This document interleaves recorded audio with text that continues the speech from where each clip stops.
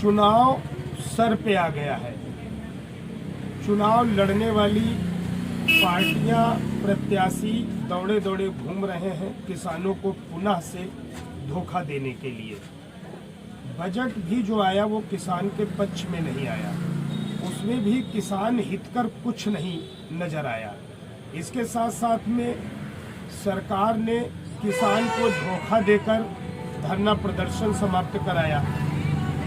समस्त भारतवर्ष में धरना प्रदर्शन समाप्त किए गए और सरकार ने झूठे आश्वासन दिए किसानों को। उसको लेकर हम सभी ने पुनः राष्ट्रपति, प्रधानमंत्री जी को संबोधित अपने अपने जनपदों में ज्ञापन देने का कार्य किया।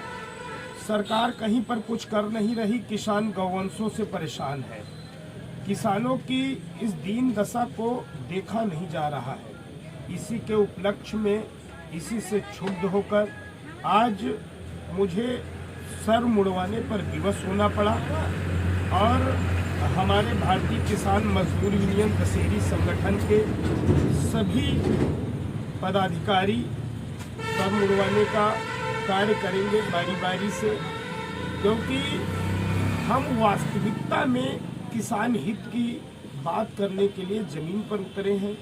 किसान की समस्याओं को दूर कराने के लिए जमीन पर उतरे हैं।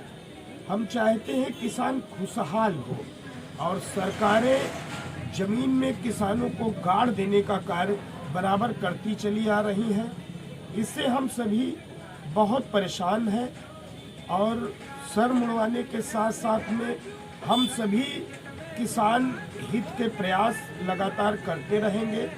कहीं से भी शांत नहीं बैठेंगे और बराबर किसान हित में जितना हो सकेगा उतना करने का प्रयास करते रहेंगे।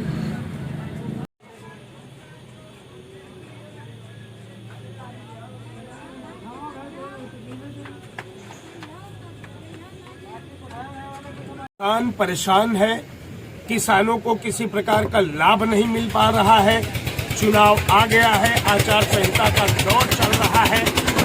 प्रत्याशी हमारे किसानों को घर घर जाकर बरगलाने का कार्य कर रहे हैं। राष्ट्रीय मुद्दों पर भी किसानों को बरगलाया गया। प्रदेश और जनपद स्तर पर शासन, प्रशासन और राजनीतिकारों के द्वारा किसानों को ठगे जाने का कार्य किया जा रहा है।